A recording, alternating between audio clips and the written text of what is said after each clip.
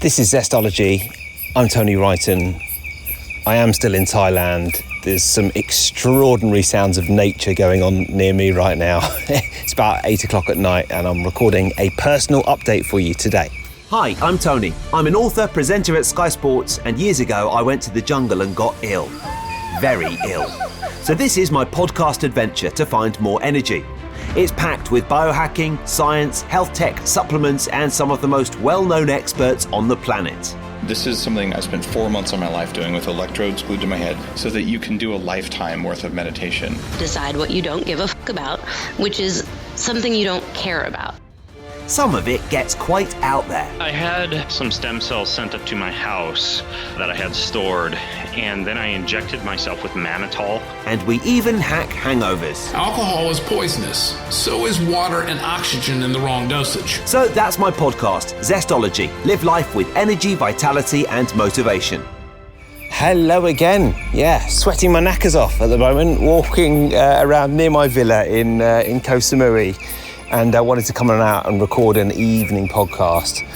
Some of the sounds of nature at night are some of my favourite things about being here in Thailand. He says, just as a car goes past him. But it really is, it's just so nice being in the jungle. You know, I sort of thought, it'd be nice to be by the beach, but really being here by the jungle is very, very special. And so I've just come out for an evening walk to record a personal update for you and tell you what's been going on in my life with Zestology, with my books and everything else. And this podcast will probably be in two parts. I'm going to record a little bit now and a little bit another time. But as I said a couple of months ago, I've been recording these personal updates and they've had a good response. So I wanted to do some more. So I wanted to start with what's been going on with us, with our life here in Thailand. Then I'll move on to my books, book sales, the new book that I'm writing, my ups and downs with ads. Then I'll move on to podcasts forthcoming and podcasts past and some of the other projects that I've been working on. And we'll see how we go. So we have been in Thailand for about 7 weeks now. And it's just been so interesting. As you know, I'm a big fan of the Oura Ring, and I think I probably said this last time, it still stands. My HRV scores are the best they've ever been, and my heart rate scores are the lowest they've ever been overnight. And one of the things that we've said is we've got to carry on doing this when we go home. And my schedule here is much less busy than it is at home. Firstly, I have less friends here, so I literally have less people to go and meet and hang out with. And I'm less busy. But also, my son finishes his school at 4 o'clock every day, so I can't work late, and I have to get all my workouts and all that sort of thing before I pick him up. So actually, I'm not working that hard.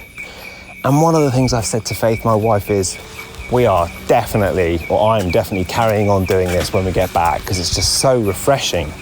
It's so nice to be able to be, stress isn't quite the right word. It's more, I think I'm just so sensitized and overstimulated sometimes.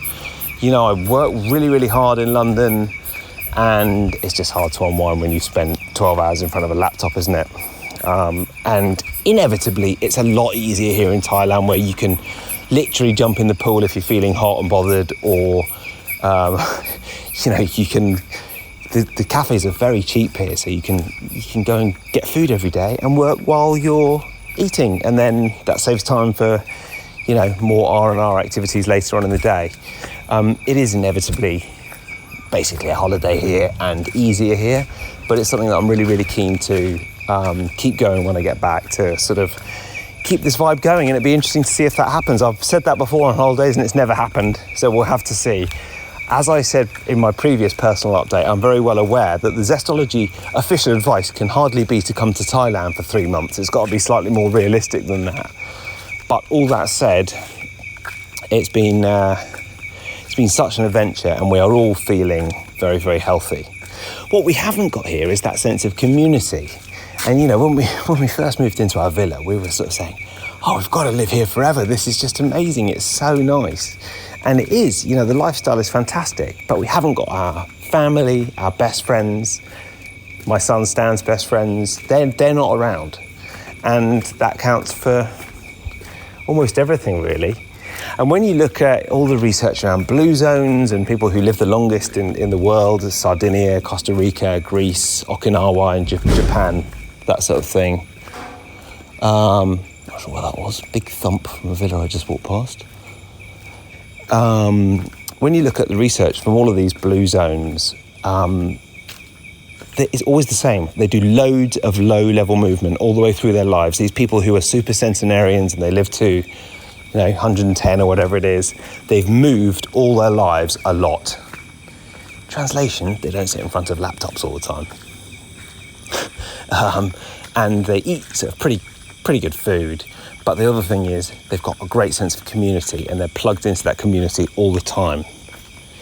Even very, very late in life, they're pottering down the hill 2 miles, having a glass of wine with their friend, and community counts for everything. And that's the one thing you don't have straight away if you come and live in a place like this. And it makes me very grateful for living in London as well. So not gonna do that down there. But we're loving it, and it is great, and it's it's a very different lifestyle, and we get to spend lots of time outside and do lots of exercise, which is excellent. Get a chance to eat lots of good food, and now we're in a villa. When we were staying in a hotel, it's quite hard to eat well all the time, but we're doing that well as well now. I've developed quite the taste for mango shakes, which is probably not sort of bulletproof, low carb or keto, but absolutely delicious. They've got such a nice texture. I did discover though that a lot of restaurants here, you go in and you order a mango shake and it's particularly delicious and they add sugar. And the reason I discovered that is because one restaurant said, would you like sugary? And I was like, no, I'll just have the mango and ice, thanks. And it turns out quite a lot of restaurants add sugar. So goodness knows how much sugar I've been consuming, but now I'm getting my mango shakes without sugar.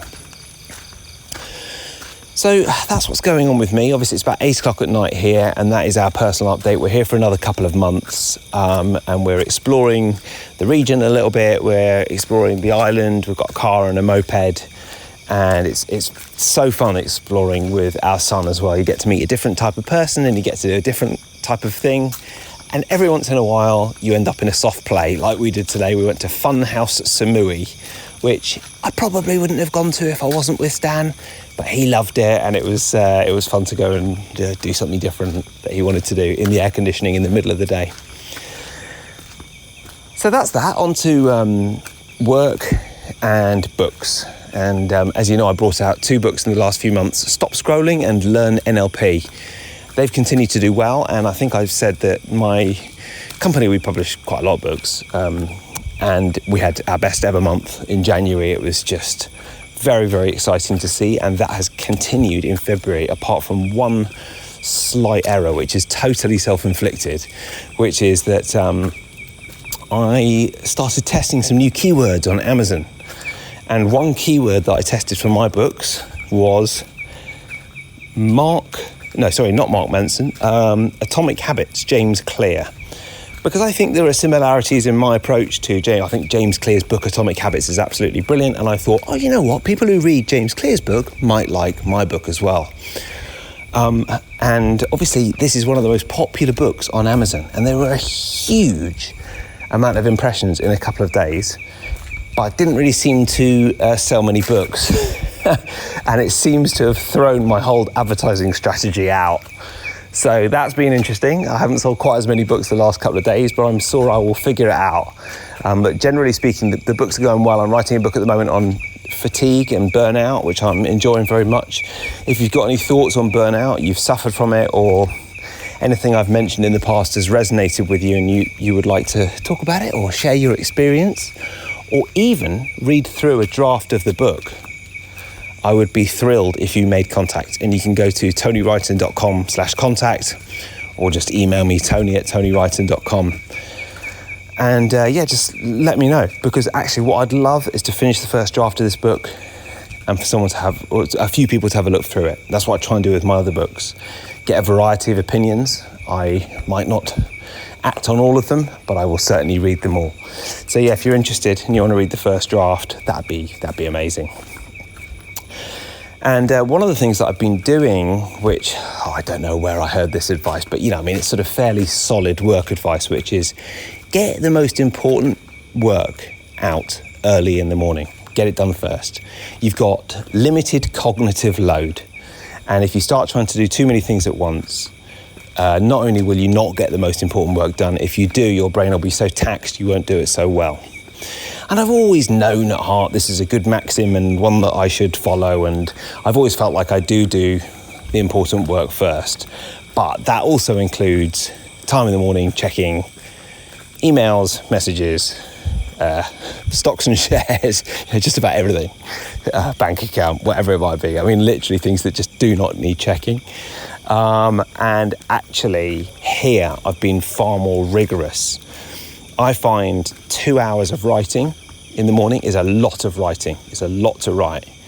And if you can get a good 2 hours in a day, that is enough for me. After that, I start to get tired. And I can start to do the marketing and other stuff and the podcast and stuff in the afternoons, but writing is 2 hours a day. And here, I'm going to the lovely French bakery in Le Mai. It's great. They do excellent coffee there, intermittent fasting until noon, but having a couple of nice Americanos there in the morning and getting all that writing done by 9:30 in the morning. And then it feels like I've done the bulk of my work. I'll go and work out, get a bit of sun, and then resume maybe about 12 and do some slightly lighter work. This has been a huge change to my productivity. And on the days that I haven't done it, or on the days I've got sidetracked, or I don't know, I've needed to switch off my Atomic Habits keywords on Amazon because there've been loads of impressions and I haven't sold enough books, then I haven't done that deep work, or I have and it just hasn't been as focused. So maybe that'll act as some inspiration for you, and hopefully that is something that I will carry on when I get home as well. Acting on the first things first, and the most important things first. So that's what's going on with the books, with me, and that's what's going on in my personal life and our little Thailand adventure. I'm going to pause this now because I've been walking around for a little while, and I'm going to continue with this personal update a little bit later on. So bye for now. And I'll tell you what, let's do a word from my podcast partners. Please do support them because they pay for the running of this podcast, and it's always only partners that I work with and I use myself. And this month it is Bond Charge, and I've brought my Bond Charge glasses out here and I'm grateful for them every night. And it's about 6 minutes past 8 Thailand time. They will be going on in the next hour and they're excellent. And they've not just got glasses, they've got torches. I've got a torch delivery coming soon. They've got lamps. I've got lamps coming from Bond Charge soon. They've got infrared lights, EMF devices and all sorts. I'm pretty much doing the advert. I don't even need to do the mid-roll. But Bond Charge. I'll tell you what, I'll let myself do it as part of the mid-roll. Today's podcast is brought to you by Bond Charge. I have wanted to team up with them for so long because it's such an easy sell for me. You know, when you use a company's products, it's just very easy. And I've been on board with blue light blocking glasses ever since I was told about them. I think Luke Story told me about them about 7 or 8 years ago. And Bond Charge make beautiful blue light blocking glasses for nighttime. If you go to bondcharge.com/Tony, then you can see their nighttime glasses, their daytime glasses, their computer glasses, their sunglasses, and then they've got a load of cool other stuff as well. Red light therapy, blue light blocking lighting, blackout sleep masks, EMF and radiation blocking as well, all in the name of better sleep and better health. What I think they've done is they've just sort of taken all these concepts of good health and they've said, we're going to do this properly. If you go to their site, you just know they do it properly. They ship worldwide. They ship to the US and the UK. You can use the code TONY20 for 20% off absolutely everything. And check out the company because it's a really cool company. They're on a mission to optimize people's sleep, well-being, and recovery. But what they want to do is they use products that are science-based and rigorously tested. So go to bondcharge.com/Tony, see a big cheesy picture of me on there, and you'll also see the discount code 20% off using the code Tony20. And I do think the glasses are a bit redder than other glasses, which is brilliant. So the last hour before bed, I think it's really good to just block out all the light. I love them. Tony20, bondcharge.com/Tony. Now back to the show. Welcome back to the second half of this podcast then. It's now a few days later and it's the middle of the day and I am sitting on the sort of, I suppose you'd describe it as the veranda of the house we're renting. And it's raining, actually. I can see it was gentle, but it's getting slightly more vigorous, the rain falling on the swimming pool.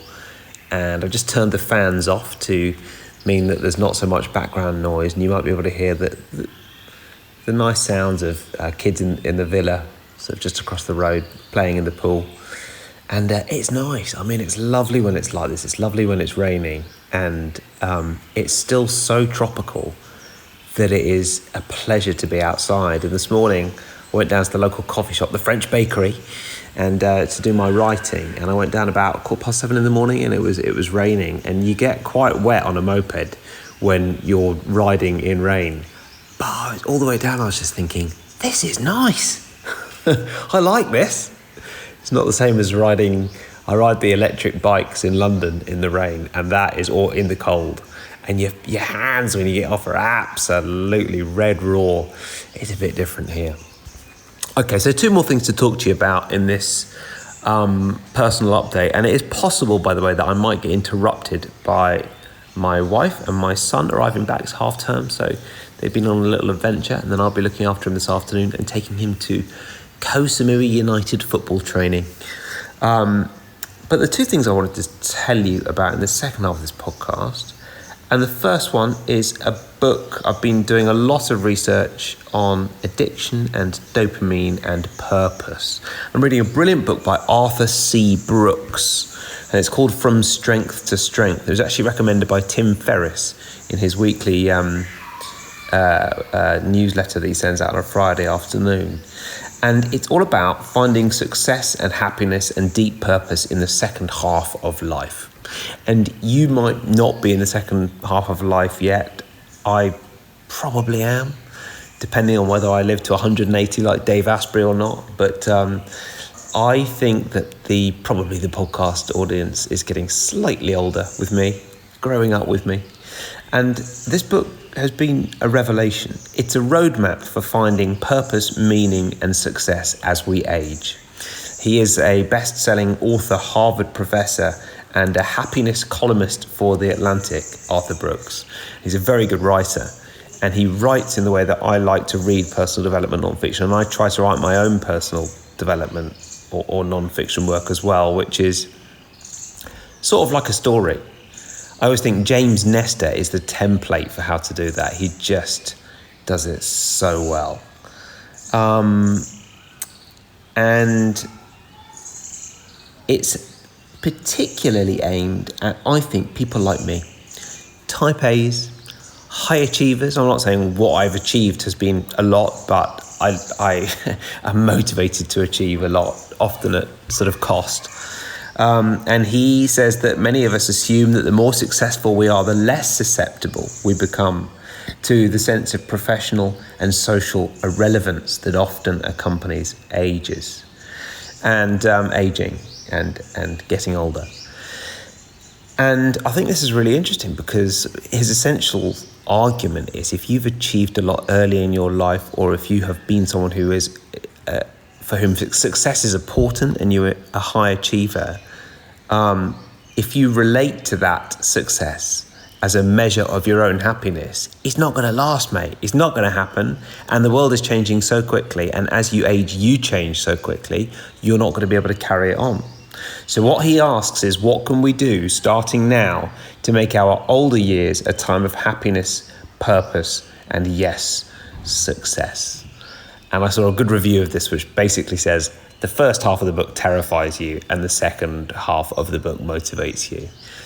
Very inspiring book, drawing on social science, philosophy, biography, theology, and Eastern wisdom. And it's quite relevant to me because in the last 18 months I've had a big shift in priorities. TV work was the thing I did most in terms of my professional career, and I stepped away from that to do more writing and podcasting and more of this. And that's been a revelation. I mean, it really has. I sort of thought, firstly, I thought I'm going to miss it. And secondly, I thought my ego's going to miss it a bit. And neither of those things have been true, which is great. I really do not miss it. My football knowledge is appalling. Now I'm not working on a sports news channel, but that's fine. I don't have to worry about who the manager of Hartlepool is anymore. And that's nice. So the whole point of the book is going from strength to strength and adapting once we get older. And he makes the point that, the world is changing very quickly anyway. But as we age, our set of skills changes as well. What we are good at literally changes. And what we used to be good at and we now become less good at is a real theme of his. And he wheels out a lot of scientific studies to demonstrate that.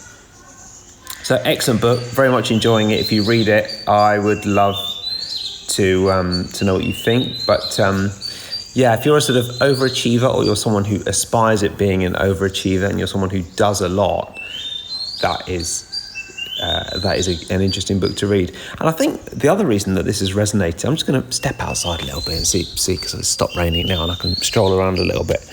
Perhaps one of the reasons that this resonates so much with me is the fact that me and Faith, my wife, while we've been here, we've paid a lot of attention to why we're able to switch off so much more here. Change of scenery, obviously, lovely weather. Right now I'm walking around in shorts and a t-shirt and I wouldn't be doing that in London. But it's more than that. It's a different schedule. I've been forced to follow a different schedule, and as well as being forced, because I've got to pick up my son at a certain time every afternoon, but as well as that, I'm just working less and I'm happier and healthier.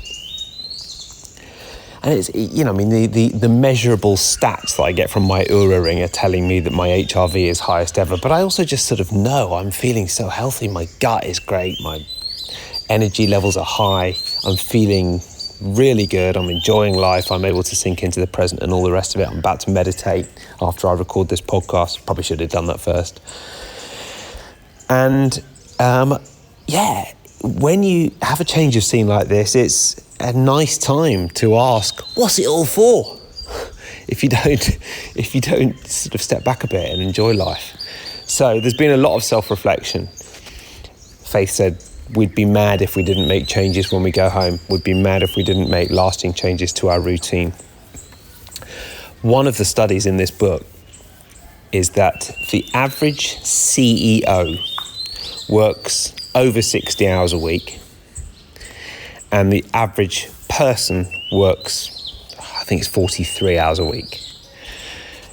And I mean, firstly, the CEO stats are just unbelievable. That's 12 hours a day, minimum. And actually, the author used to be a CEO, and he said, I can never remember a week when I worked less than 60 hours a week, which is incredible, isn't it? That is such a lot of work. It leaves very little time for exercise and very little time for relationships, especially family relationships and definitely friendships. And that made me feel, firstly, pretty good because I work way, way less than 43 hours a week. And I need to for my sanity and for my health. And secondly, slightly concerned that I'm doing a lot less than my competitors. But I'm comfortable with that, actually. So, good book, From Strength to Strength. Definitely recommend it, and I would love to know what you think. And it all ties in with a lot of themes that I've been thinking about in terms of burnout, which is, I'm writing a book on burnout at the moment. And I will keep you posted on that. The rain has stopped, so I'm just strolling around now, and there's a big hill in the distance. It's a hill covered in a jungle canopy of trees, and there's these incredible rocks that are tilting out on a complete angle. One looks like it's about to fall over. They're huge 5-story rocks on the side of this hill. And one of the lovely things is now, where I'm walking around outside in our garden here, I can see that hill. and see the blue sky start to emerge over there. Absolutely typical. You may have noticed a little pause then. I paused the recording for a second. It didn't record anything else that I did. So, of course, my son is now home and I've just discovered that. So I've just come out for a quick stroll. It is quite windy, so I've put my special mic muffler on. Yeah, I'm all about mic mufflers. And I've got my shirt off very attractively to get a bit of extra sunlight. And really just wrapping this podcast up to say, I'm meeting up with a friend of Zestology, Brett Moran, this weekend. He lives on the next island over on Koh Phangan, and he's coming over to Koh Samui to come and stay with us this weekend, which is going to be brilliant. I think Stan, my son, is the most excited. And what I said in the previous recording was that he is an example of what happens when someone meditates a lot. And he's running all sorts of meditation courses, which he will tell you about in the couple of podcast specials that we are going to record out here. But the way that he is so present, especially with Stan, actually, I mean, you know, other people's 3-year-olds aren't always the cutest company, although I am biased about my son. And he's just really lovely and charming and seems to enjoy his company, and we all love spending time with him as well. So we can't wait to see him. He's coming over this weekend and it's going to be good.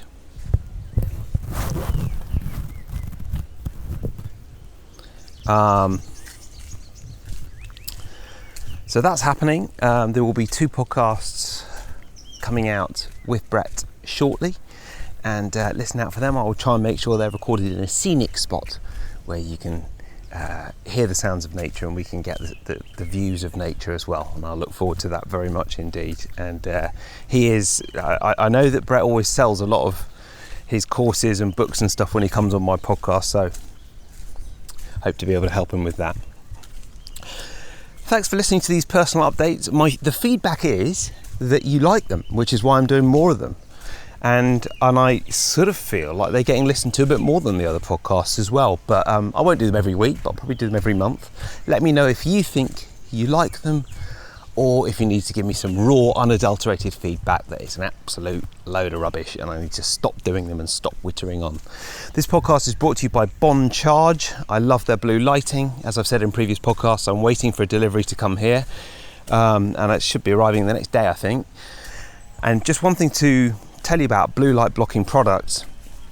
When you use blue light blocking glasses, blue light blocking products like a blue light torch or a blue light lamp, make sure that the light is not too bright in the evening. It needs to be 2 things. It needs to be amber or red, and it needs to have the blue light component blocked out, or you can wear the glasses. But secondly, it needs to be dim. I've been listening to Professor Andrew Huberman on this, and he makes the point that the science shows that any particularly bright light in the middle of the night or late in the evening will stop melatonin production and will take you out of that sort of rest, sleep mode that you're preparing for. Okay, so dim light and amber light is where you want to go. Caveman light, really. And our house certainly is that. It's going to be even more so once we get these lights.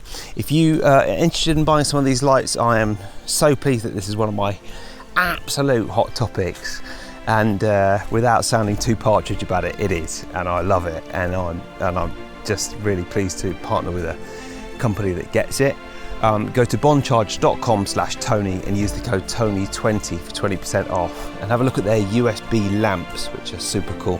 We're getting them. All right, thanks for listening. Listen out for the Brett podcasts, and I'll see you next week.